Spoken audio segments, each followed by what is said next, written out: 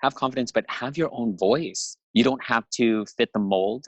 It's better that you do not fit the mold of your given industry. You should have your individualism and be proud of it also.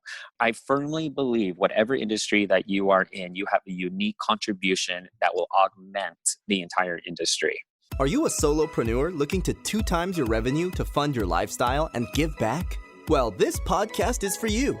We bring you inspirational guests sharing actionable tips to solve many of the struggles you face each and every day. And now over to your host, Paul Higgins. Hello to the Build, Live, Give podcast. If you're a first-time listener, welcome. If you really enjoy it, please subscribe. If you're a regular, thanks for your support. Love to get your feedback at paul@buildlivegive.com. It means the world to me when you do. Our guest is someone who worked in tech in Silicon Valley for 10 years.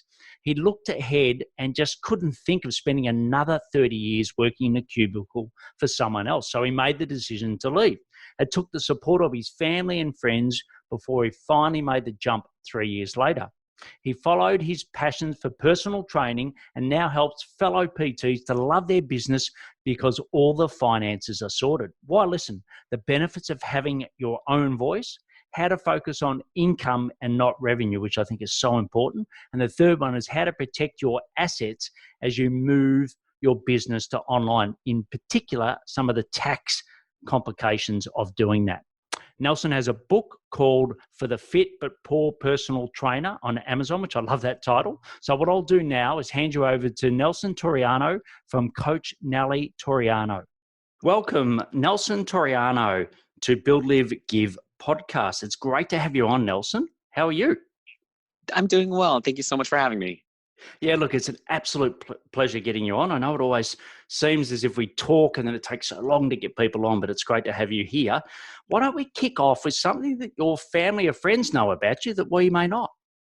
Sure. Well, I got my master's in business administration, and I went to school for 3 years. But if you look closely at my transcript, I actually failed one class, and it was graduate level economics. I say that is kind of surprising because in my professional career, I actually coach about finance and accounting, and some of the topics I talk about is the economy. So I actually got an F in that. It was a really hard class. Yeah. Did you have to resit it? I had to retake it and I was fine the next time. So 2 chances. Great. Well, I'll just tell you a little quick story. When I was at university, I failed stats, and I don't do a lot of stats now, but for some reason, it just didn't work, and I was playing too much golf, and long story short. And the second time I had to resit it, and I was doing okay, and at the end of a test, the lecturer said, I want you and this other person to stay back, who was one of my best friends. And it turned out that he had plagiarized my whole test. Basically, the pages I was putting to the left, he was copying word for word everything that I'd written. And they said, that's it, you're going to get kicked out for 3 years.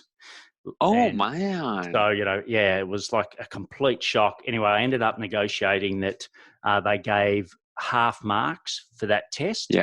Yeah. And, so I studied so hard. I ended up getting a distinction. But unfortunately, my friend that had copied actually dropped out of the course. So he never owned up and he actually dropped out of the course. And every year I go away with him and a group of guys playing golf. And at some point he'll always come up and say, I'm so sorry. I'm like, don't worry. It's in the past. No one ever knows what I got for stats now. Man, what a roller coaster. It was, it certainly, it stopped my golf. It stopped a lot of my partying in a hurry. So it probably saved me a bit of money in hindsight. And so I know you spent 10 years in tech, at Milestone Internet Marketing. Just tell us a little bit about what you did then, and then, why the change to running your own gig. Sure. At Milestone, it's really easy to fall in tech when you're living in my area, Silicon Valley. So I was actually managing a team of account managers, and we focused on search engine optimization. So we built the websites, we went into promotion, we actually helped local businesses get ranked within the search engine. And it was a small business. So when I was able to get visibility into other departments like the accounting and finance department, sales and marketing, and I was there for quite some time. I was managing teams of about I think my largest was about 30 people altogether. And I just hit that point where I was sitting in my cubicle. I was getting a little fatigued. I was working very, very long hours, probably 12, to be honest, 14 hours on calls with overseas. It's not uncommon. And I just kind of got one of those emotional states where, am I going to really do this for 30 more years or 40 more years? So I entered that stage of soul searching and feeling empty and kind of questioning what I'm really passionate about. So I was in that going back and forth. If I could do this, but am I really, really happy? Can I do this for the long run? And that's when the opportunity to switch industries altogether. And now I haven't looked back. I jumped into fitness full time, and I use a lot of my experience from Milestone to leverage my businesses nowadays. Great. Well, just a quick question on SEO. So, you were Yeah. right in the depths of it. What changes, what's the changes that have happened between now and how you may help with some of your clients today with SEO? With SEO was like, it was interesting because SEO was one of the many things that I learned in a startup company. So it was a startup company, I think it was a big, large startup company, but having the visibility into other departments. So I got really good at the technical aspects of tech. So being able to talk overseas, being able to talk to other listening skills. So if you come from a personality like me, I'm kind of extrovert and generally speaking eloquent, but if you're talking to another department who only speaks numbers or only speaks engineering, you're going to have to take concepts and translate them so they can understand it as well. So not only did I get the hard skills of optimization and how to explain that to someone who doesn't understand, I really fine-tuned that craft of taking what knowledge base that you have in your head, but being able to translate it and teach it to someone else who isn't well versed. That soft skill I've used that even excuse me, even nowadays when I'm trying to explain finance and accounting to personal trainers, to people who usually don't think about that way. And I found it really effective. Understanding your audience and being able to consult a wide variety of people, it opens up your market. Great. And what was the moment that you decided to go into personal training? What was the key driver that you ended that cubicle career? To be honest, my last year, I had this account who, in politically correct words, it was a learning experience. And the client, it was one of those clients where you just kind of woke up in the morning or woke up in the middle of the night and you just kind of dreaded to go to work. I'll paint that picture. So one thing led to another, and there was just a lot of conflict. The opportunity to switch careers came up. So my side hustle was always training clients and working in gyms. And one of my colleagues was leaving her position. So I was looking at where I was sitting in my cubicle, doing a lot, but handling this one high visibility account that wasn't bringing me joy. And then I had to think, gosh, can I continue doing this for another year or so? I think I'm at my wit's end. And so the opportunity came up and I said, I got to jump. Great. And what was sort of the mindset change you needed to make from being, in a job working for someone else versus working for yourself? You have to have faith. To be honest, it wasn't an overnight decision. It was maybe 3 years of straight up soul searching and asking my colleagues and asking my friends, and even them, they were giving me reflections of saying, you have a larger personality, you have drive, you have passion, you have this opportunity to give back to the community. You have to shift your mindset and have faith in yourself that you yourself can stand on your own. So it took me a long time to gain that confidence in myself that I'm not going to have the safety net of an HR department or or a regular paycheck. So shifting my mindset that I'm going to be okay. I do not need this safety net that is the traditional job. It took a long time to shift that mindset. Yeah, well, you were at least 7 years ahead of me. I think it took me 10 years of Oh, really? planning before I left. Yeah, it was this golf trip that I talked about before, each year Yeah. I would say, that's it. Next year I will not be at Yeah. Coca-Cola next year, and I'd get a promotion or something would happen, and it didn't change. But yeah, Yeah. and you talked about family and friends, which is so important in supporting you. Who else supported you through this transition? Did you have a mentor, a coach, a mastermind? Who and what else supported you? My best friends, of course, I have about two to three different groups of confidants, but as well as in mentorship, I have a handful, stemming all the way from university. Also, my partner as well. The mentors in both the tech side who actually were in favor. Actually, some of them were my coworkers. Also, they said, "You got to get out." But also within the fitness industry as well, I hold one to two people in very high regard that they know my personality, but they also know my unique voice and contribution to the fitness industry. I trust them very wholeheartedly. Great. And what's one piece of advice that's really stuck out to you in all those helpful voices that has helped you be successful? Have confidence, but have your own voice. You don't have to fit the mold.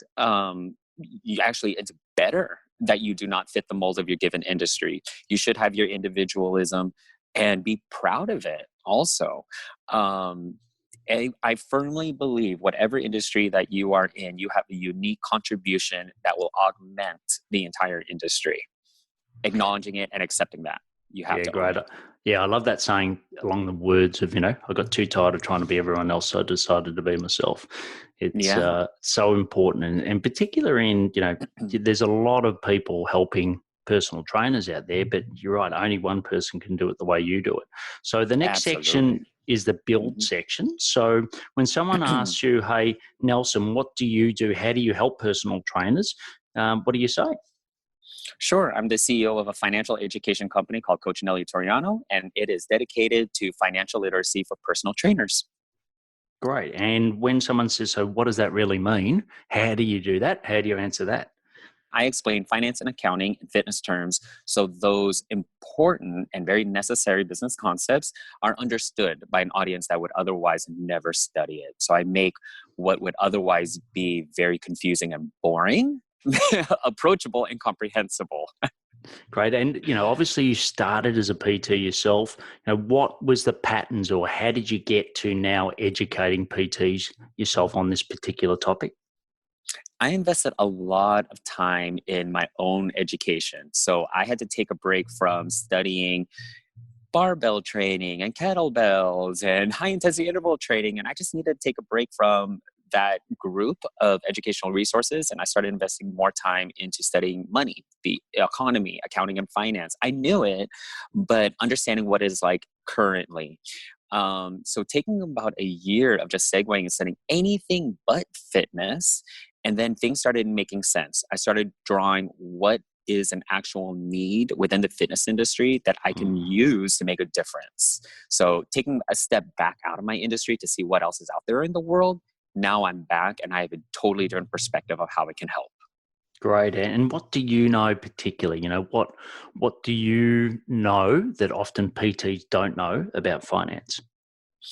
What to do with the sales revenue after the sale has been made. So traditionally, many personal trainers will go through the education of anatomy and physiology, kinesiology, and then they're educated on how to get a client. So they're very well versed in sales and marketing, and that oftentimes sets them up to be really good employees. Maybe they'll segue to being independent. But what happens is, because the attrition rate in my industry is so high, there's a lot of people who get a lot of revenue, but they don't understand the tax implications. They don't understand cost of goods. They don't understand all the other aspects that take revenue away, leaving them what's called net income. So they're trying to live a life what they're thinking is income when it's actually revenue. They don't understand all the economic factors that actually literally take the revenue away from them. So that's what I want to shed more of a spotlight on. Yeah. And what are some of the big controllable costs that you often see people not managing well? And whether it's a personal trainer, there's a lot of coaches and consultants. I know you're listening at the moment. Let's say it's similar run businesses where you're either on a subscription or a retainer based. If you've got multiple clients, what are some of the biggest controllable costs you see that aren't watched as well as they could be? Sure. So a lot of people understand how to gate revenue. It's going to be X number of clients times your sessions, but also building your team on the back end, because when it comes to finance and accounting, and then also legal and even human resources, it's a lot of information, and you want to streamline your expertise into what you know well and what you can capitalize on. So delegating all the tougher aspects to someone else and streamlining and automating as much as you can, that's going to be in your best benefit. When you have the control, so that's going to be one control. Delegate what you really don't want to do, but understand how to manage the delegation of tasks. The other control is understand your taxes depending on the cost and depending on where you live. So setting up your business appropriately. In the United States, there's C Corp and limited liability corporations, and having someone walk you through the appropriate business setup is going to save you tons of money in the long run. You don't have to backpedal, because once you start finding yourself financially strained about all these nuances and all of these unknowns, one of the challenges about being a consultant for someone else is that you start having second thoughts that was this the right career path for you? And that position, that emotional state is debilitating, and it could be threatening. You want to give up. So go back and start setting up your business carefully and look at the entire structure. You can control that before it even happens. Yeah, and how much of your clients, how much of their revenue is from face-to-face versus online or remote? Man, I want to say nowadays it's about half and half, because it's very, I shouldn't say it's easy, because it's very common to enter in the field and work one-on-one, and many people find success in doing that. And of course, there's going to be pros and cons about it. It can be really exhausting, but it can be easier to find a client. Whereas in online coaching, you can make up for net income by having a high volume of clients, but the services rendered is pretty challenging. You cannot place your hands on that person, and you may not have that interpersonal relationship you can build if you were doing something one-on-one. There's always going to be a pro and con, so I would say it's kind of split right now. Yeah, and do you see other ways of making revenue, like online courses, other forms of group membership, etc.? Are there other ways that PTs are generating more revenue at the moment? Absolutely. So when we talk about income, and there's always going to be ordinary earned income, and everyone's going to be funneling it with all different ways to get that revenue. But nowadays, it's really interesting. If you can take any industry, you can brand yourself. Mm-hmm. So a lot of people enter in the social media influence, but they actually take their name. Sometimes they'll copyright it, and sometimes they'll use it in social media. But think about things like licensing agreements. Think about books. Again, going back to you have your own voice, you might as well have a product that is your unique contribution that is supplementing whatever your core product and core service is. Look at other different types of products and services that will supplement. Yeah, and is there, I've got a lot of clients that live in America. Obviously, I'm down under in Australia. But the differences in taxes for selling online, is that as complex as some people let me know, or is it easy? I'd love to get your perspective on that. It can be depending on the product. So you do have to pay for interstate taxes also, and sales taxes per state change very frequently. Then there's going to be additional taxes and tariffs if you ship something overseas, right? And then if you are a United States citizen living in a different country selling product from the United States, you're going to be hit with an additional tax. So the whole structure is, yes, to your question, it's very complicated. Yeah, great. And do you how does it work? Do you have specific accountants that you refer people to, or do you do a lot of that advice yourself for your clients? I do referrals because once depends on the business structure. There's going to be small business accountants. There's going to be tax strategists. There's going to be tax preparers. A tax strategist will meet with you on a frequent basis, but they're going to be charging you a little bit more. And also, let's say that the person is a consultant in the nonprofit sector. The accounting practices within the nonprofit sector is very different than the for-profit sector also. So even within the accounting industry, there's always going to be that specialty. So one of the conversations that we have is, first, what type of business structure that you want, what type of service and product that you want, because that's going to give clarification what type of team that you need. Excellent, excellent. And referral partners. I know, I've got about 400 vetted experts around the world that I refer my community to for all different things, including accounting. But how do you go about picking the right referral partners to send your clients to? It's an ongoing process. So a lot of my networking is done over LinkedIn and then through referrals, word of mouth. I work closely with a CFO in a different company, and she's very in tune with the venture capital arena here in Silicon Valley. So a lot of the referrals that I get tend to be local, which is suitable because a lot of my clients end up being local. So both LinkedIn, wonderful, Yes, as well yes. as in-person referral. Great. And, talking LinkedIn, it may be one of the areas, but what's some of the best ways that you drive traffic to your business? Reaching out. Oh, so if my client is in Generation Z, I have to be on the social media platforms where Generation Z hangs out. So it is going to Yeah. be Instagram. Yeah. I'm Yeah. what I am. Oh my gosh, I'm a Facebook, MySpace generation person trying to hang out on Instagram. So I'll let you know how that learning curve is. But getting well versed in at least the basics of how your target audience even communicates nowadays. Generation Z, they are on TikTok, they are on Instagram, so they are Yeah. on Twitter. So I have to be there.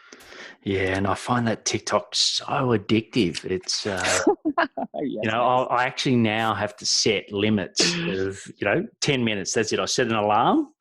And when that Yeah. alarm goes off, I've got to get off it because some of the scenery and some of those shots, in Iceland or whatever, I'm like, this is brilliant. I've never seen anything so captivating, and so easy to access now on TikTok. Yeah. But, and are you doing any Instagram ads or any ads on TikTok at the moment?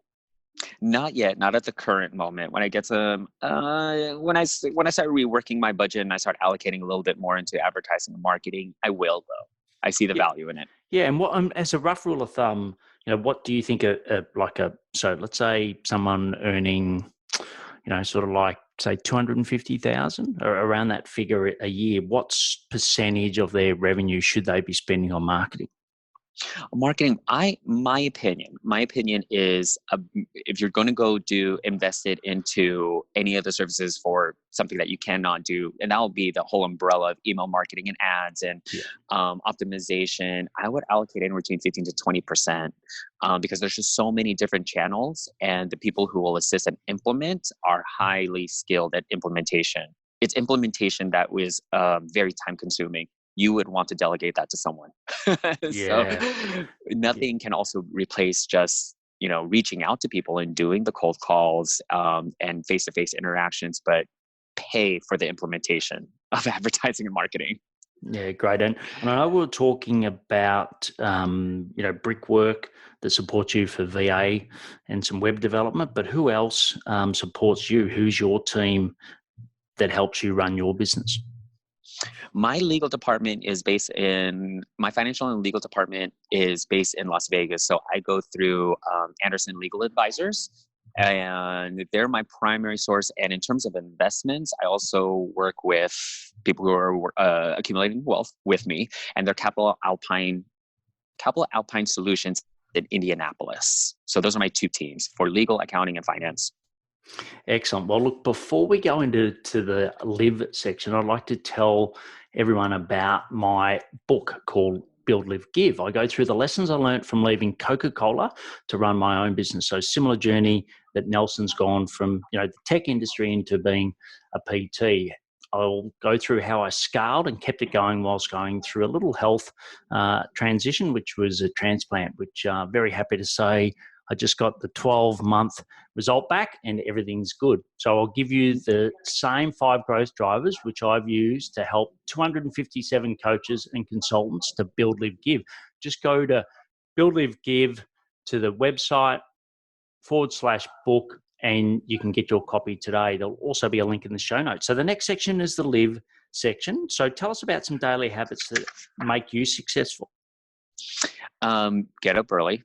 It also helps that my dog get up early anyway, but I get up. My alarm clock was at 4:30, but I technically get up at 5, eat breakfast, but meditate every day. Set an intention, 10 minutes, be really quiet, and just kind of think, try to alleviate a whole lot of things out of my head. I exercise regularly, so at least 1 hour, and I love weight training. The older we get, the more that we need it. And eating healthy, and I would say emotionally and spiritually be in communication with my loved ones. It is important to put down the phone, and it is important to walk away from your laptop and just be a person and reconnect with your loved ones.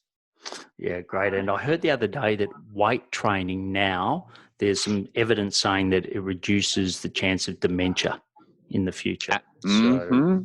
So there you go. Another great reason why to do weight training. And I know Michael's your partner. You mentioned the support he's given you before, but Michael's listening Yes. right now. What would you like to say to him about the support he's given you through this great journey? I love you dearly, and thank you for being so patient and being so supportive. I really couldn't be here, and I really could not be doing what I'm doing without the love and support and the understanding and the standing by me with this long-term vision for us and our family. Well, the next section is the give section. So what's a charity, a community that you're passionate about, and why? One of them is the ASPCA. So they're the ones who help animals and pets. I have 2 Labradors, so dogs hold a very, very special place in my heart. Yes, well, I've got a cavoodle, and similar thing. I think actually she's the person I talk to most in the world. So out of anyone working from home by myself. Yeah. Yeah, it's very special. So look, the last section is the action section. So I'll ask you some questions and get some rapid fire responses. So the first one is, what are your top 3 personal effectiveness tips? First, read and read and read. Read a crazy amount, learn from everyone, and even from people that you think are going to disagree with, even from people from other industry, you can learn something. The second one, be patient. Translate and start learning how to translate what you know into other disciplines so you can talk more effectively to a wider audience. So practice translating, and then time yourself. And I say that is a productivity, because sometimes we get so bombarded with emails or social media or just life in general that we forget when to take a break and when to walk away. So I actually use a high intensity interval timer when I work, and I check emails, and I'll time it. I could only be checking my emails for no more than 50 minutes, and then I have to stand up. I'll have to take a break. Yeah, look, excellent. I do it in 30-minute blocks, and then I put it into my toggle, which I track, and I check at the end of the week if I'm spending the right percentage of time on the right things. So that's brilliant. A piece of tech other than your interval timer that you couldn't run your business without? My phone. It has everything. I mean, my life is on this. I'm on it right now. So yeah, I cannot run my business without my phone. Yeah, I actually just did a podcast on, some tips on using the phone, because I was the same. Like when I was in hospital, it was just, I couldn't run my business without the phone. And the next question is, what's the best source of new ideas to improve your business other than your thirst for reading? You know, engaging with people of Generation Z themselves. They have a totally different mindset. They have different needs and different desires. And so it's really hard to read about what an expert says about Generation Z. It's kind of easier just to go to the source and ask, like, what are you concerned about? Things like that. Excellent. I'm sure there's a lot of people going to Google Assistant at the moment to understand what the ages are for Gen Z. So we'll let them do that. But the last question is the biggest, and that's why I always leave it to last. But what impact do you want to leave on the world? I ultimately want to make a difference for the fitness industry, because we collectively are making a difference in terms of the obesity epidemic, overall health and wellness, and helping people feel good. There's more personal trainers out there. There's more fitness professionals staying within the industry.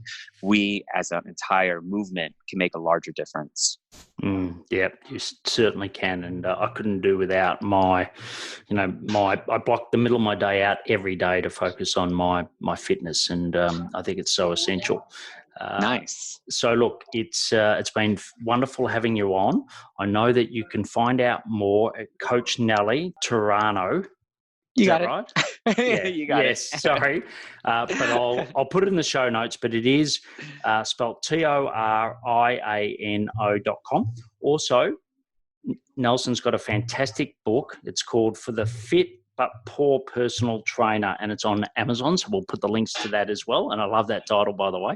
So Thank you. yeah. So thanks for being so open. Thanks for sharing, and also thanks for making a difference to a topic that I know is very important for Americans, which is their I suppose. Well, the view on the world is that they're probably not as fit as they would like to be, and I think the more we can do to help change that, the better the world will be. So great having you on, Nelson, and have a great day. Thank you. You too. Cheers. Bye. Bye-bye.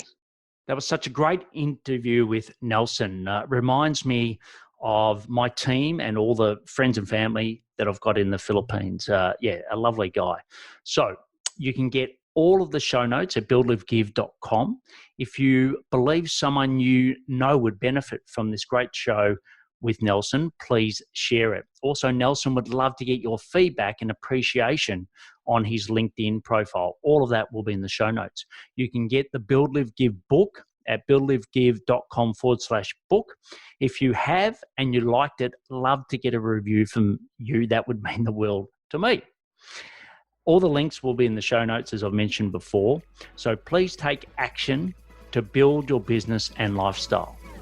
Thank you for listening to the Build, Live, Give podcast. If you like what you heard, please subscribe and leave us a review. It would mean the world to us.